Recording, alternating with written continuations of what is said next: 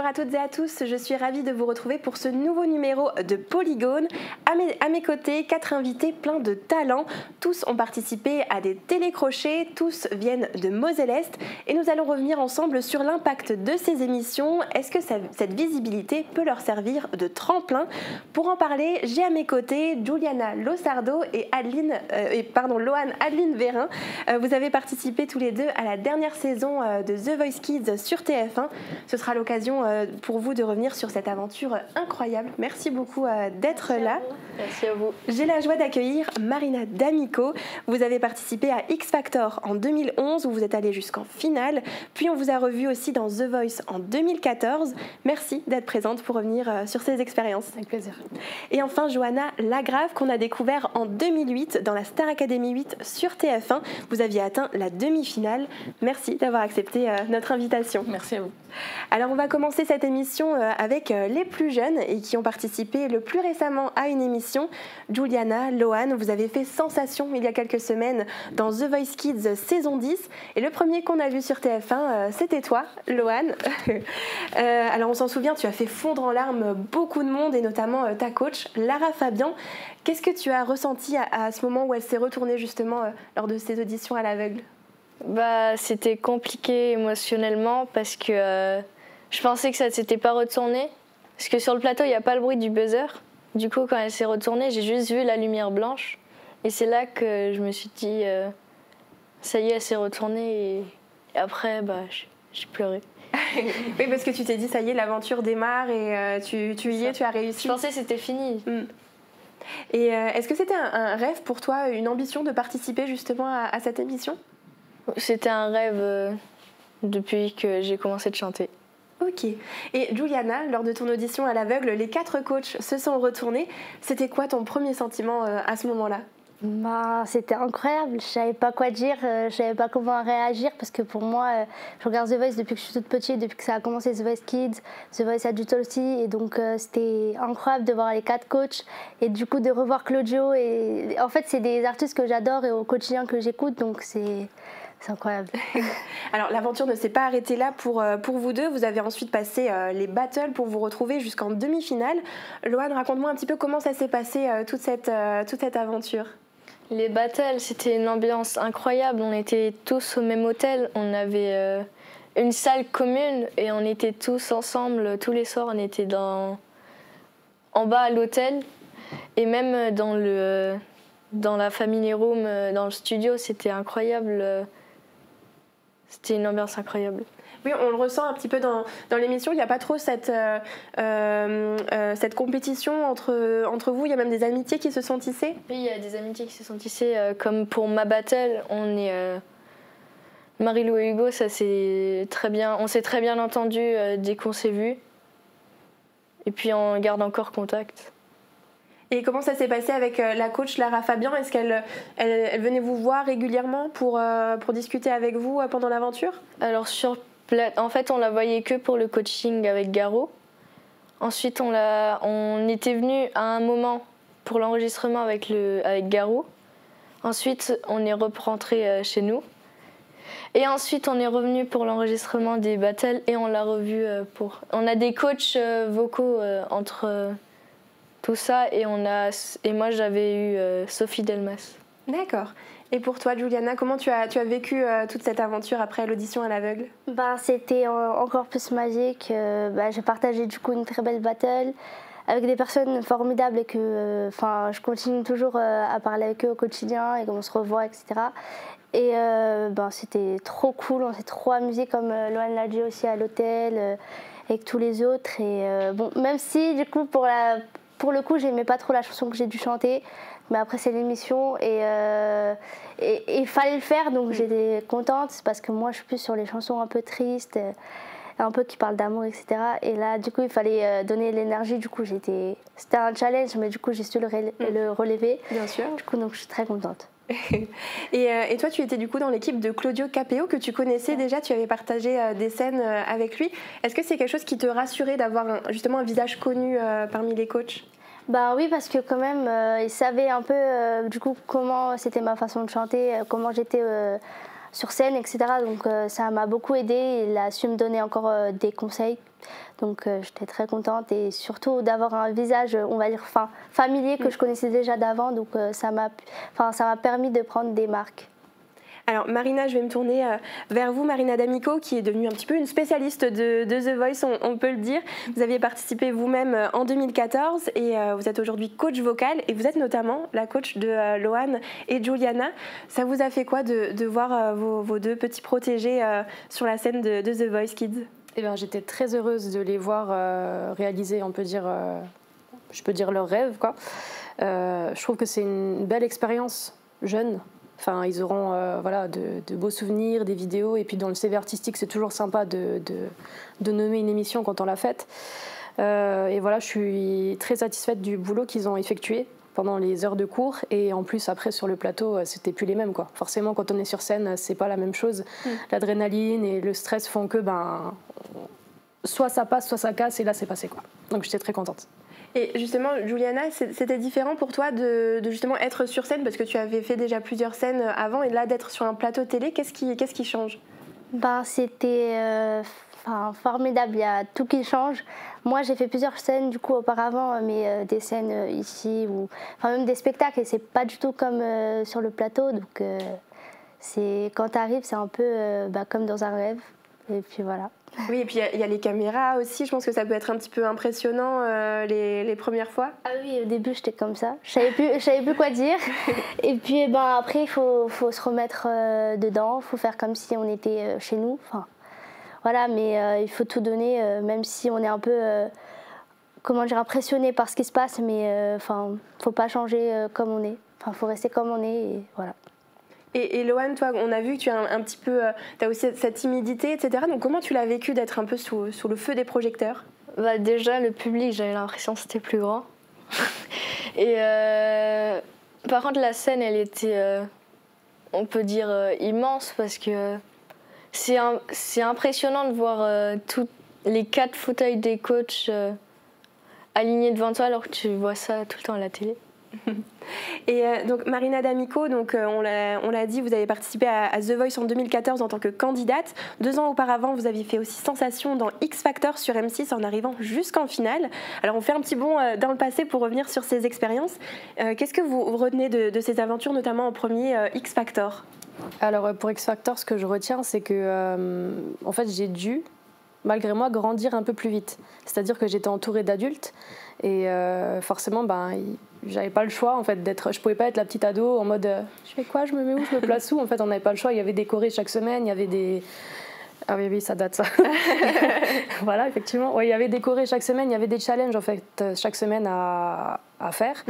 Et c'est vrai que voilà, les expériences là m'ont fait grandir plus vite. Et ce qui est vachement cool, c'est que maintenant en fait j'ai un autre regard. Quand je dois coacher du coup les personnes qui veulent faire des castings ou simplement chanter sur scène, je peux leur apporter mon expérience avec ce que j'ai vécu, quoi. Et justement, qu'est-ce que vous avez pu donner comme conseil à Loane et Juliana par exemple, et puis il y a eu d'autres élèves aussi que vous avez emmenés sur ces émissions, mais qu'est-ce que vous pouvez leur apporter en conseil en plus que vous n'auriez peut-être pas pu si vous n'aviez pas participé vous-même à ces émissions? Bonne question. Là sur le moment là, je sais pas trop. Peut-être par rapport aux caméras ou aussi... En fait, on n'a même pas parlé des caméras pour tout vous dire, parce que je pense que c'est à chacun de se faire sa propre image. Pour moi, je me disais que c'était ma meilleure amie en face, comme ça c'est réglé. Mais c'était plus vis-à-vis des pré-castings, de se dire, écoutez, il y en a au moins 5, donc accrochez-vous, et si ça passe pas, tant pis. En fait, c'était plus de les remettre un peu, leur expliquer que c'est pas la vraie vie, toutes ces émissions qu'on fait. C'est la vraie vie, mais d'un autre sens, c'est... On vit notre rêve le temps d'une soirée ou 2. Mais après, ça s'arrête et on retourne à l'école ou on retourne dans notre travail, etc. Et c'est ce qu'il fallait expliquer aussi aux parents et aux enfants, de leur dire que, écoutez, c'est une expérience, il faut la vivre à fond, mais quand ça s'arrête, il faut être derrière eux, justement, pour pas que tout leur petit monde s'effondre. Et voilà, donc les parents le font très très bien, ils sont à donf sur les réseaux, ils font beaucoup de scènes, et voilà, moi c'est plus en fait l'avant, l'après, et le pendant, c'est à eux de le vivre pleinement, quoi. Et du coup, après X Factor, il y a eu The Voice, donc 3 ans après. Qu'est-ce que ça vous a fait de revenir un petit peu comme ça sur le devant de la scène? Qu'est-ce qui vous a donné envie aussi de retenter une expérience comme celle-ci? Alors moi, je voulais le faire directement après X Factor parce que j'étais dans le bain. Et je me suis dit, Bon, bah, j'avais envie en fait de me challenger. Sauf que donc il m'avait dit que c'était trop tôt et que non, tout simplement. Donc finalement c'est Bruno Barberes qui m'a appelé l'année d'après. Donc c'est le directeur de directeur casting, artistique des castings. Sauf que j'étais pas trop prête, donc il m'a dit c'est oui ou c'est non. J'ai dit bah oui, et du coup je suis allée faire le casting. Et oui c'est clairement oui ou non. Et du coup je suis allée faire le pré-casting et j'ai perdu le fil par contre de la question, je sais plus ce que vous m'avez posé.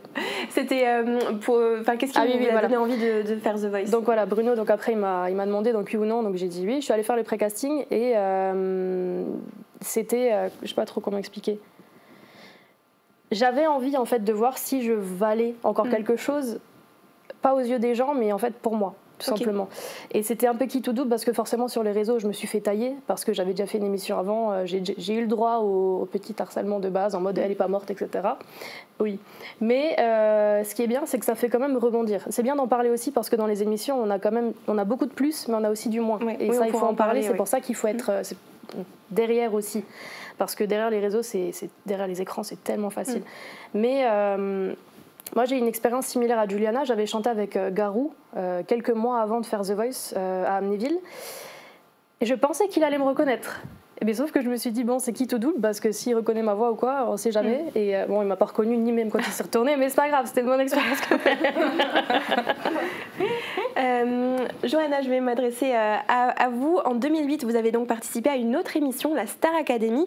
Alors, c'est une expérience un petit peu différente des autres émissions parce que vous avez suivi pendant 2 mois cette formation artistique sous les yeux de centaines de milliers de téléspectateurs. Comment vous avez vécu justement cette expérience en étant justement enfermée pendant plusieurs semaines? C'était 3 mois. Déjà 3 mois intensifs. C'est une expérience qui est encore différente, je pense, que des X Factor ou de The Voice, parce que du coup, il y a l'aspect télé-réalité.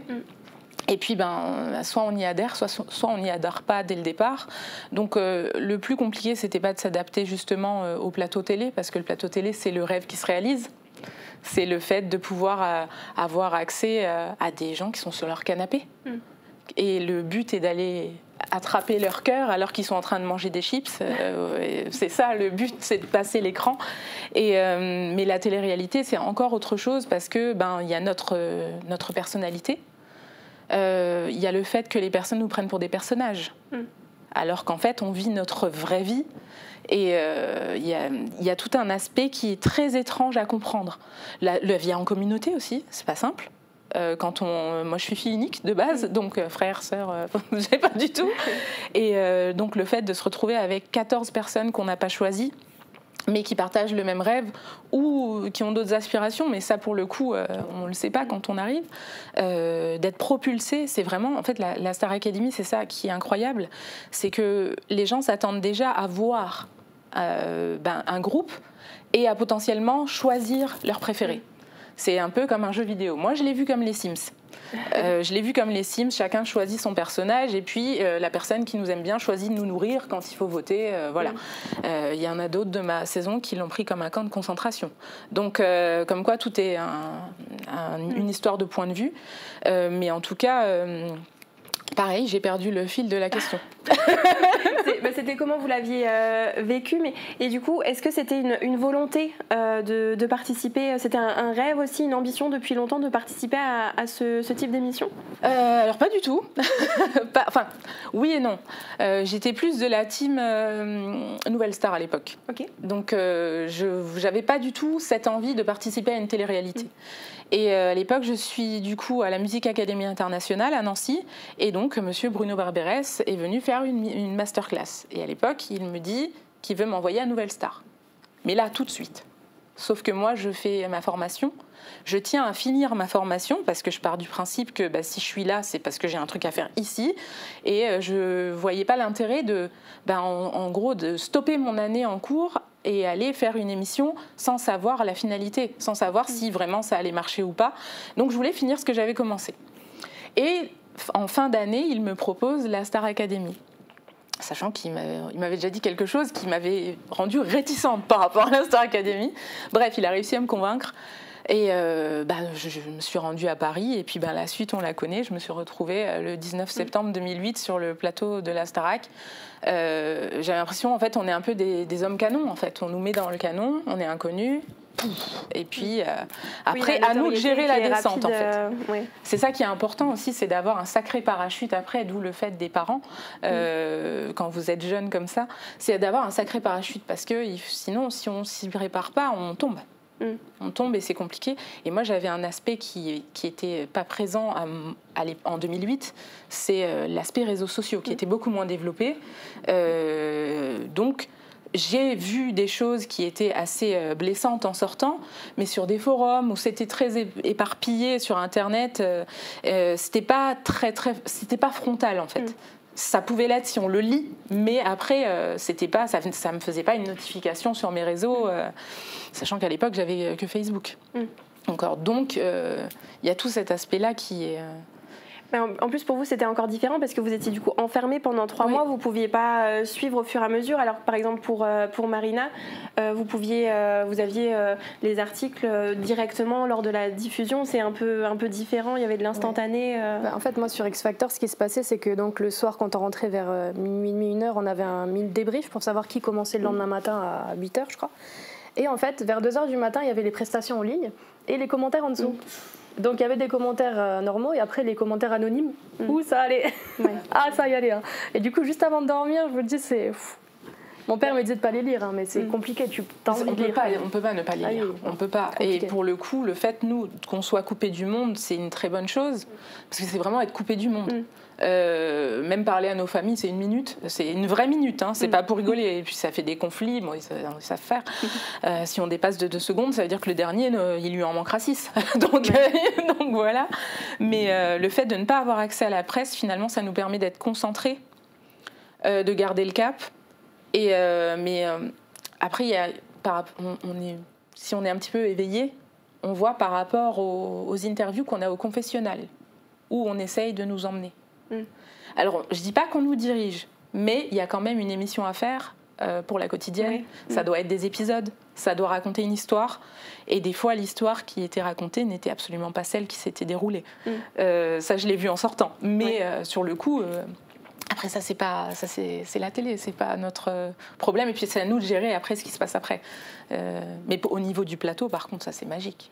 Oui, surtout, vous avez pu côtoyer des stars, Marina aussi, alors d'X Factor. Ça doit être des expériences magiques, j'imagine. Est-ce que vous avez pu en retirer, discuter aussi avec les chanteurs, les chanteuses avec lesquels vous avez partagé la scène, avoir des conseils? Toi, tu as eu des... Moi, j'avais pu parler avec Bruno Mars, qui était grave cool. J'avais chanté avec lui et l'autre finaliste qui s'appelait Matthew Raymond Parker, qui en fait un bisou. J'ai Beyoncé qui m'avait félicité quand j'étais sortie de scène, mais j'ai pas chanté avec. Mais j'étais trop contente. Pardon. Excusez-moi. Non, franchement, c'était des belles expériences. Après, j'étais à côté de Lady Gaga, mais du coup, elle était dans son mood avec sa petite paille, ses cheveux bleus et tout. Donc, on s'est dit, bon, on n'a pas le droit de... à 1 semaine près. Ah mince. À 1 semaine près. Elle venait le prime d'après. Mais toi, tu as pu chanter avec des artistes aussi très renommés. Du coup, j'ai eu des super expériences que quand je le raconte aujourd'hui, c'est lunaire. Parce que j'ai l'impression que c'est une réalité alternative à ma vie. C'est quelque chose qui... je me dis que quand les Pussycat Dolls sont arrivés sur le plateau... Donc déjà, moi, je fais 1m57. Elles arrivent déjà sur talons, elles sont déjà grandes. Et puis, du coup, elles arrivent, elles se présentent. Et Nicole Scherzinger, du coup, qui arrive vers moi avec cette espèce de mou qu'elle a. Je me dis, c'est bon, elle m'aime pas... Enfin, on se dit, nous, en tant que artistes non confirmés, ils ont un jugement sur nous et tout. Et puis donc elle m'entend chanter une première fois, elle enlève les lunettes, elle m'entend chanter une deuxième fois, elle me regarde un peu d'un air peut-être. Après du coup c'était parti et elle voulait me montrer la choré, sauf qu'on est à... C'est pas possible en fait d'apprendre une chorégraphie qu'elles ont répétée. Elle m'emmène en loge parce qu'on s'est fait virer du plateau parce qu'elle durait trop longtemps. Les Américains prennent beaucoup de temps sur le plateau. On arrive en loge et elle veut me montrer la chorégraphie, mais de manière marquée. Donc je lui dis, écoute Nicole, le prime c'est dans 1 heure, je suis pas maquillée, je suis pas coiffée, je suis pas habillée, j'y arriverai pas. Elle me fait, ok. Comment elle m'a dit, fais ce que tu veux, sois une rockstar. Je lui dis, pas de problème. Et je m'en vais dans le couloir et je fais... Mais c'est des trucs absurdes. Enfin, ça paraît pas réel. Si on était dans l'ascenseur au-dessus de...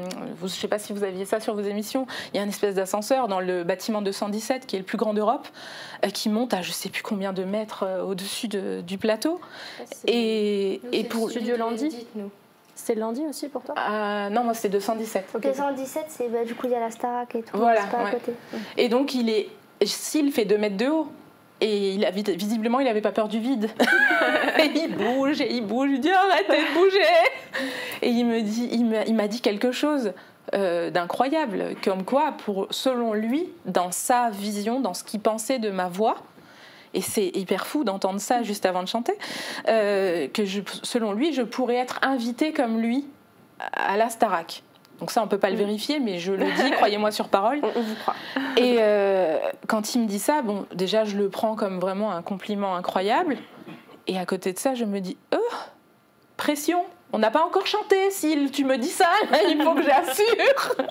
Et c'est finalement l'un des duos qui a le plus marqué mon aventure.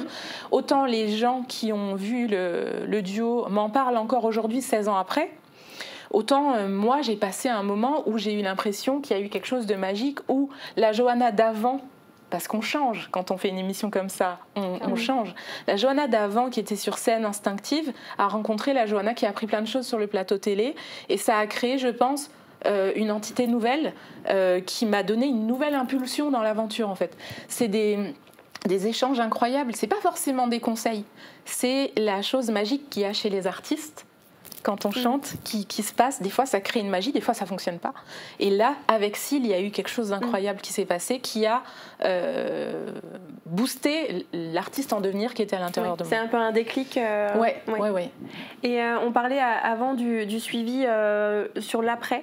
Est-ce que vous avez été justement suivi, je m'adresse aussi à Juliana, Loane, est-ce qu'il y a un suivi ensuite par des professionnels pour savoir comment gérer justement les réseaux sociaux, notamment aujourd'hui Pas trop, non. Enfin, c'est plus du coup les parents qui reprennent le relais, Marina qui est là aussi pour nous aider. Et sinon, non. Mais si, il y a aussi une chose à dire quand même dans les émissions là. Vous avez quand même rencontré des psychologues. Hein. Ah oui, ouais, oui, il y a des psychologues qui sont là quand même pour tâter le terrain. On ne sait pas qui sont psychologues au départ. Ils viennent, ils parlent, ils font partie de l'équipe. Mais c'est très bien parce que moi aussi j'avais été accompagnée. Voilà. Si on est stressé ou pas, si on a des problèmes. Ils étaient là dès le premier casting à Paris. Non, dès le premier casting à Paris. Oui, là, Luna Rosa. Ah ouais, chez nous, pour le coup, c'est annoncé. Si vous avez envie de parler, elle était là, je crois, le jeudi, le jour de la répétition.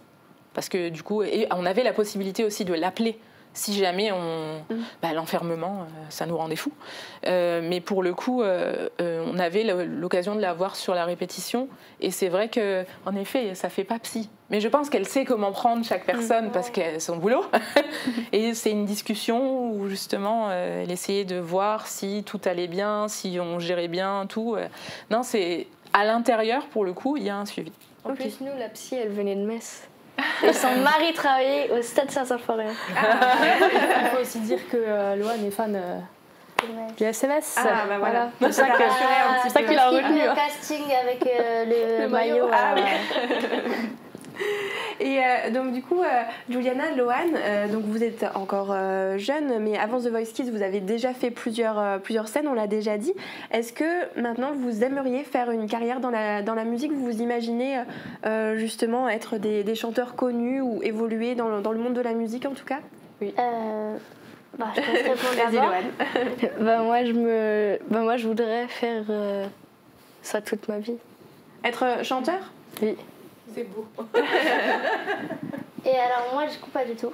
Pas du tout parce que j'aimerais continuer dans la musique, mais du coup, comme Marina, apprendre à quelqu'un.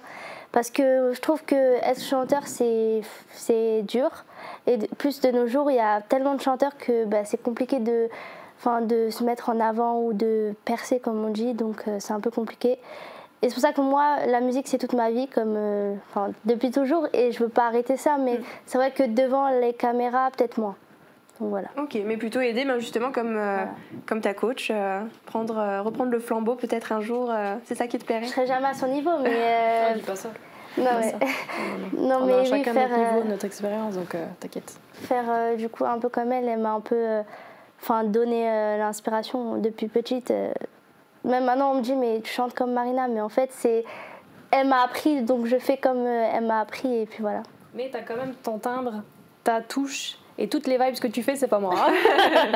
Mais juste si je peux rebondir sur Loane, c'est bien que tu veuilles faire que tu veuilles en faire ton métier, et il faut savoir aussi que dans la musique il n'y a pas que la télé, et tu vas faire partie d'un groupe, ça marche aussi. Il y a des gens qui font tous les week-ends, qui vont chanter dans des soirées, etc., et qui en font leur métier. Et donc c'est pas parce qu'on n'est pas à la télé et qu'on perce pas comme tu as dit que ça marche pas. Enfin, moi je fais des scènes de temps en temps. Du coup, je suis contente, je me dis que je suis encore chanteuse, tout simplement, mais c'est pas, j'en vis pas en tant que chanteuse. Mais voilà, c'est vrai que le partage, comme on l'a dit avec vous, là, c'est déjà super. Enfin, moi, c'est ma raison de vivre aujourd'hui, ma deuxième raison de vivre après mon fils. Mais c'est vrai que voilà, on peut continuer dans la musique sans être sous les feux des projecteurs, quoi. Et puis, par expérience, ça peut être très... Moi, j'ai arrêté la musique pendant 10 ans. Pendant 10 ans, je ne sortais plus une note.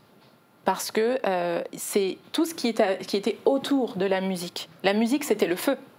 C'était la passion qui était à l'intérieur de moi.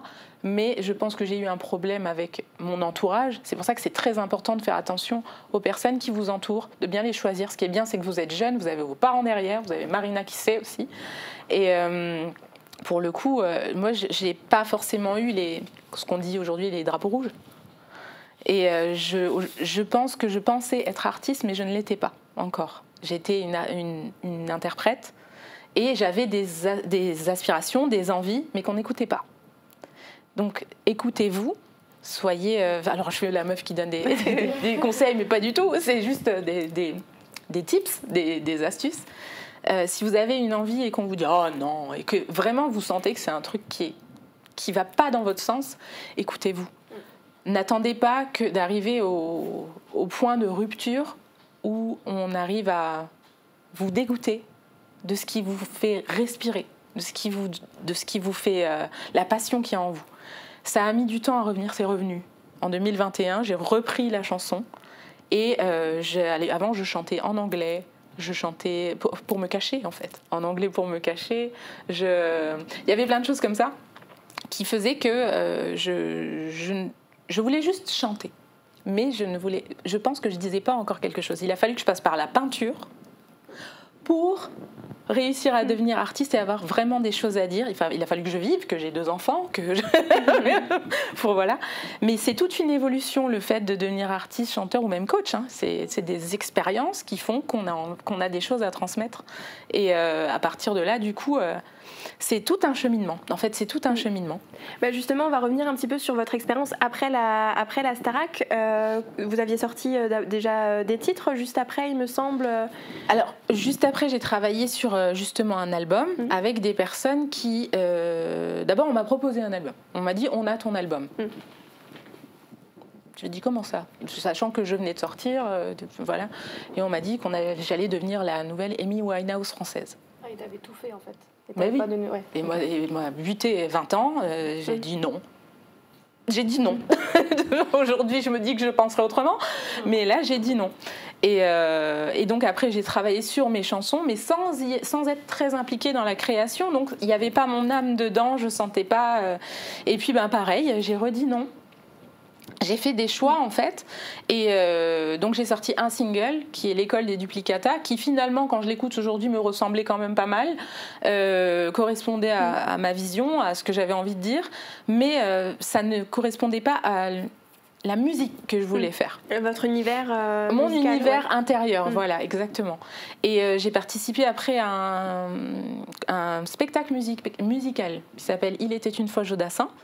Et ça a été une super expérience parce que finalement, je retrouvais le groupe. On était 10 chanteurs. C'était pas un huis clos, mais en tournée, c'est pareil. On est enfermés tous ensemble, voilà. Et puis donc c'était toute la France. On a fait Suisse, Belgique. Et ensuite on a fait Ukraine, Russie. Donc c'était quand même une grosse structure, un gros spectacle qui nous a permis de voyager, de faire l'expérience de la scène autrement encore. Mais je savais que le spectacle c'était pas mon univers non plus. Et puis je voulais chanter mes chansons. Et en fait c'est ce fait de toujours poursuivre un rêve, le toucher du doigt et au dernier moment on l'enlève. Et en 2013, j'ai travaillé du coup sur 2 singles qui étaient électro, donc dans l'air du temps. C'était exactement ce que je voulais faire pour le coup. Et aujourd'hui, je sais pourquoi je suis visuelle, je suis peintre. J'avais tout travaillé, mon look, tout. Mais vraiment, j'étais à fond dans mon électro, j'écrivais les paroles, tout était bon. Et là, on me dit que je vais faire les sélections de l'Eurovision. Ok. Donc je me retrouve à faire les sélections de l'Eurovision avec ma crête sur la tête qui correspond à l'électro, qui n'a rien à voir avec de la variété française que je chantais. Donc j'aimais la chanson. Et ça ne l'a pas fait. C'est du coup les Twin Twin qui étaient passés. Ce que j'ai pas mal pris. Mais on va dire que tous ces petits... À chaque fois, ces petits coups dans l'armure, parce que je me sentais vraiment solide. Hein. Il y avait un pas de porte, je défonçais le mur pour avancer. Moi, j'étais déterminée. Et là, pour le coup, ça y est, ça commençait à fissurer. Je commençais à être fatiguée émotionnellement. Et je me suis rendu compte que finalement, tous ces chemins qu'on nous dit, quand vous devez l'entendre aussi, toi tu as dû l'entendre aussi, c'est un chemin qui est tracé dans la tête des gens. Tu dois chanter. Sauf qu'à partir du moment où on sent que ça ne nous rend pas heureux, le chemin qu'on prend, je pense que c'est important de prendre du recul et de se dire « Ok, stop, je vais faire une pause, je vais voir ce qui se passe ». Ma pause a duré 8 ans. 8 ans vraiment, mais aujourd'hui je sais ce que je veux faire et rien n'empêche, aujourd'hui on peut partir, revenir et de toute façon, comme on disait, c'est pas le fait d'être médiatisé. Aujourd'hui on a les réseaux sociaux, on peut créer notre propre chaîne de diffusion nous-mêmes, donc c'est ça qui est chouette, enfin voilà. Et Marina, comment ça s'est passé pour vous à la suite de X Factor puis The Voice? Est-ce que vous avez eu aussi des projets qui vous ont été proposés ou vos propres projets que vous avez pu concrétiser? Alors moi j'avais écrit un album en français. Du coup, j'avais pas été à ce moment-là signée. J'avais sorti, donc ça s'appelait Mon Petit Chemin. On avait fait 5000 ventes en région, donc c'était plutôt cool. Par contre, oui, après, on m'avait mis un petit peu dans une case. On m'avait dit, toi, tu vas chanter en anglais. Et moi, je voulais faire du français. Et donc, j'ai pas eu le choix de suivre j'avais le choix de suivre en vrai. Mais je me suis dit, je vais essayer. Donc, c'était mon année où j'ai commencé mon BTS. Et donc, c'est la 2e année. Je me suis dit, donc, soit je finis mon BTS, ou soit j'essaye le tout pour le tout, et comme ça, j'aurai pas de regrets. Donc, j'ai tout essayé vis-à-vis de la musique, dans le sens où voilà, j'étais signée, j'ai fait le clip, j'ai fait la chanson qui était vraiment belle, elle s'appelle Feelings. Mais en fait, le truc, c'est que normalement, on aurait dû la sortir en français et anglais, enfin franglais quoi. Et on m'a clairement dit en gros qu'à partir du moment où la chanson est sortie en anglais, on s'attaque pas que au français pour une place radio, mais à l'international. Mais moi, je voulais pas ça. Je voulais juste être diffusée et puis après essayer de faire mon petit chemin justement, voilà. Et du coup, au bout d'un moment, j'en ai aussi un petit peu marre parce que ça n'a pas marché comme je le souhaitais. J'avais aussi des belles opportunités, mais au final on me mettait toujours aussi la petite carotte comme on dit, et j'ai aussi eu ce petit dégoût. J'ai arrêté de vouloir faire des grosses scènes, des choses comme ça, j'avais plus l'envie non plus, et c'est là en fait que la porte s'est ouverte en mode est-ce que tu veux donner des cours de chant? Et je me suis dit ah ouais, j'ai essayé en fait les premières années. C'était ma première élève, je l'ai eu à 4 ans et demi, Juliana, c'est pour ça qu'on se connaît très très bien, ça fait plus de 10 ans. 11 cette année 11, ouais, 11 cette année qu'en fait ses parents et elle m'accordent une fidélité incroyable, et c'est pour ça que finalement je suis pas dégoûtée du monde de la musique, parce que en fait finalement j'ai su rebondir autrement. Voilà. Et donc justement maintenant vous avez ouvert votre école de musique à Forbach. Vous êtes, on l'a dit, la coach de Loane et Juliana, et vous en avez emmené d'ailleurs plein d'autres dans l'aventure The Voice et The Voice Kids. C'est une forme de reconnaissance aussi peut-être pour vous? Oui, on peut dire ça comme ça, oui, parce que oui, je suis contente parce que je me dis que le travail qu'on fait ensemble fonctionne, mais après moi je travaille avec eux, Mais au final, c'est eux qui terminent le travail, c'est eux les artistes qui sont devant. Je suis là juste pour donner les outils, après ceux qui en font ce qu'ils veulent. Et d'ailleurs, oui, cette année, pour faire un petit clin d'œil, on avait encore un trio qui était dans cette saison-là, donc la famille Goulon, Eloane, Noéline et Lowen, à qui on fait des bisous. Et ouais, après, c'est vrai qu'il y a beaucoup de gens qui viennent aussi pour les émissions, mais pas que.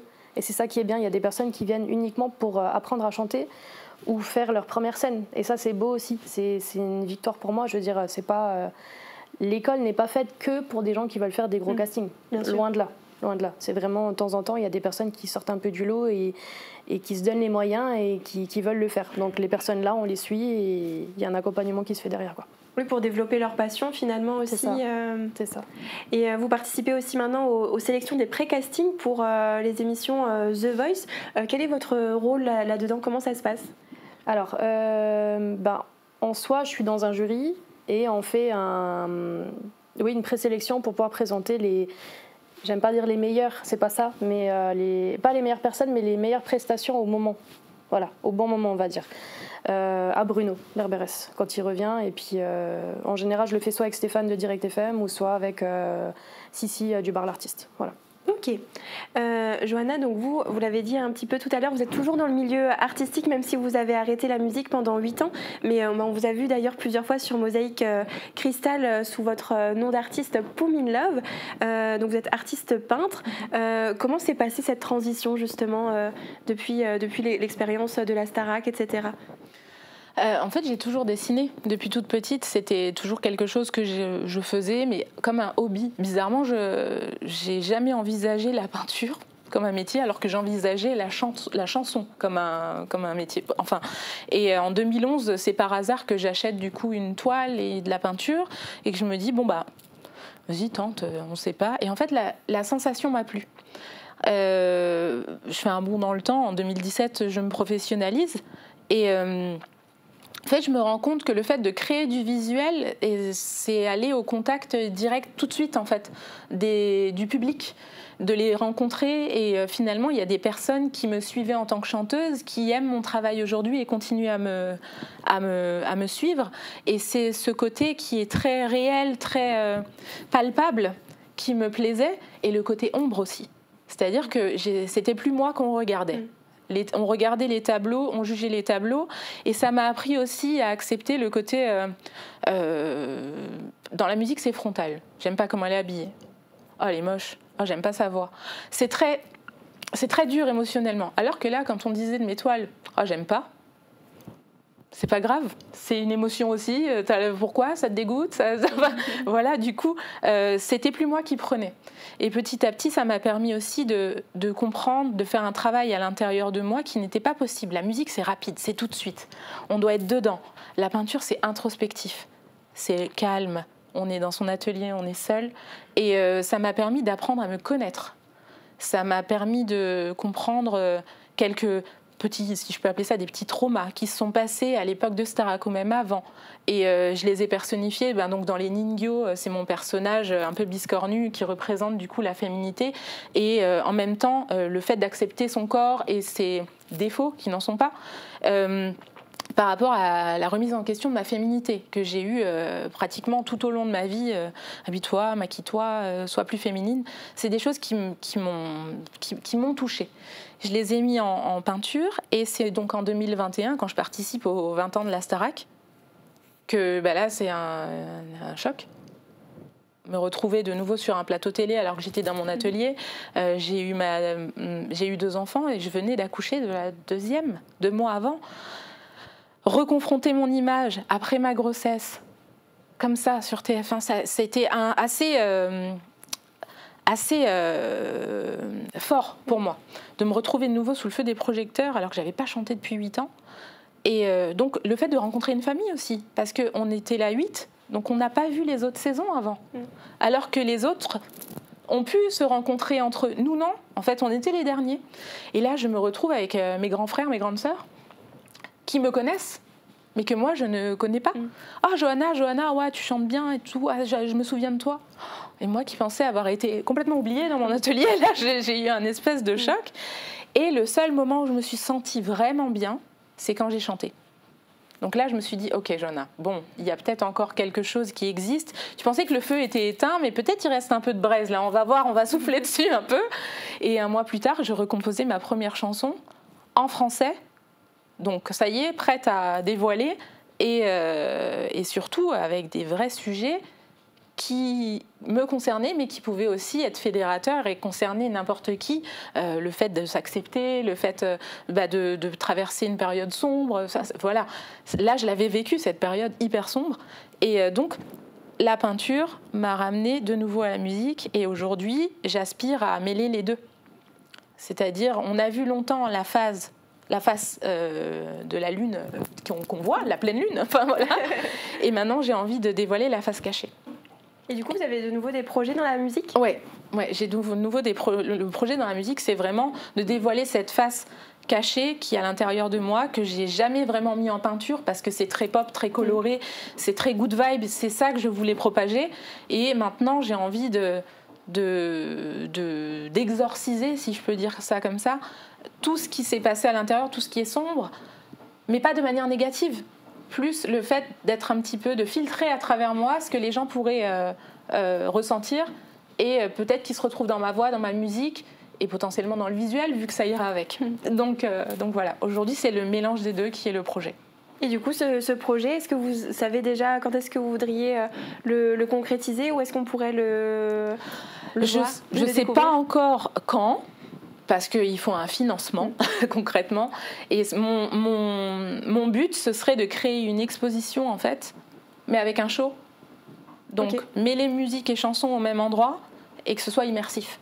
Mêler vos deux passions, finalement. Voilà, les deux passions et puis même les deux univers qui, finalement, ramener Johanna avec Poum et faire qu'une seule artiste, un seul personnage, une seule entité. Et que les gens qui se retrouvent dans le visuel s'y retrouvent, dans la musique s'y retrouvent, ou les deux, en fait. Voilà. C'est une belle histoire, en tout cas. Merci. Marina, est-ce que vous, aujourd'hui, vous avez des projets personnels aussi dans la musique, en dehors de votre école de musique ? Je fais partie d'un groupe qui s'appelle Funky Men, enfin je chante avec les Funky Men plutôt. Du coup de temps en temps je fais des scènes avec eux et je suis contente parce que je chante des choses que j'aime. Enfin, j'ai toujours voulu chanter de la soul, des Aretha Franklin, James Brown et compagnie. Donc voilà, du coup je me fais mon petit plaisir de temps en temps. Et après j'ai sorti un titre là récemment mais je fais pas de pub spécialement dessus parce que en fait c'était plus un... Comment expliquer ça ? Un moyen pour moi d'exprimer, de guérir d'une situation passée. Donc je l'ai sorti. Les gens qui ont suivi mes stories savent qu'elle est sur les réseaux, mais je fais pas de pub là-dessus. C'était juste pour moi en fait de base. Ok, donc la musique finalement, vous, ça vous aide aussi à exprimer des émotions. Ouais, c'est redevenu un échappatoire. Pendant une période, ça l'était plus, et là, c'est redevenu, voilà, comme tu as dit, en fait, on a des braises, au bout d'un moment, il faut souffler dessus. Et soit ça se rallume ou pas, et je pense que ça se rallume un petit peu chez chaque artiste qui y croit. Et nos deux jeunes, Juliana, Loane, est-ce que de votre côté, il y a des projets, Juliana, de ton côté ? On continue à faire des scènes. Du coup, j'ai aussi un groupe qui s'appelle Intemporel. Que, du coup, comme Marina l'a dit, on chante des chansons qu'on aime avec beaucoup de personnes qui est derrière, qui jouent. Enfin, c'est du direct, donc c'est mieux que sur bande son. Donc, on fait plusieurs dates, comme le 1er novembre à Forbach au comptoir d'Émile. Je fais aussi des dates seules, du coup, pour le 23 novembre aussi au Lions Club à Forbach. Enfin, je fais plein de trucs dans la région et de toute façon, tout sur mes réseaux sociaux, donc voilà. On pourra suivre tout ça avec plaisir. Et de ton côté, Loane, aussi des petites scènes ? Est-ce que tu as retenu ? Sinon, il y a ta coach qui est là pour t'aider. Il y a une grosse scène. Alors, il y a une grosse scène ce samedi. Ce sera avec les 10 commandements au Zénith de Strasbourg. Ok. À 20h30. Parce qu'il y a deux représentations, oui. C'est ça. Et sinon, le 11 janvier 2025. Oui. À quelle heure ? Alors c'est le soir, en fait, ils vont participer à la soirée pour Icréadis. Et donc voilà, du coup, Juliana, Loane et ainsi que le petit trio qu'on a parlé avant vont pouvoir chanter, enfin ils vont chanter tout au courant de la soirée pour soutenir aussi justement ce que Icréadis aimerait créer, un collège. Donc voilà, avec les fonds qu'ils vont récolter durant la soirée, ça servira à ça, quoi. Ok, Ok. Et du coup, dernière question, est-ce que pour vous, ces télécrochets, je m'adresse peut-être plus à vous qui avez plus d'expérience, etc., ça permet vraiment d'être un tremplin pour les artistes?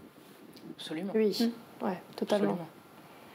Même s'il n'y a pas de grosse notoriété après ça, mais ça permet quand même de concrétiser des projets. Il y avait un album tout de suite après, etc. C'est ça? Concrètement, ça lance la machine. Après, c'est à nous de gérer ce qui se passe, de faire perdurer cet attrait qui est sur nous, de surfer sur la vague en fait. C'est exactement ça, parce que la vague, à un moment donné, quand on sort d'un télécrochet, moi on m'avait dit ça dure 6 mois. T'habitues pas, ça dure 6 mois. Finalement, ça dure depuis 16 ans. Mais pour le coup, ça a diminué, on va dire, le nombre de personnes, ça a diminué.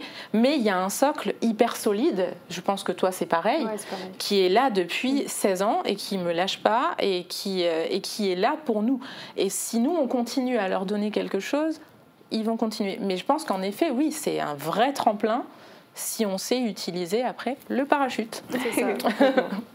Et écoutez, je vous souhaite à tous de concrétiser tous vos projets, Juliana, Loane, Marina et Johanna aussi, avec les beaux projets qui arrivent. Merci à tous les 4 d'avoir participé à cette émission. Et merci à vous, téléspectateurs, de nous avoir suivis. Très bonne journée.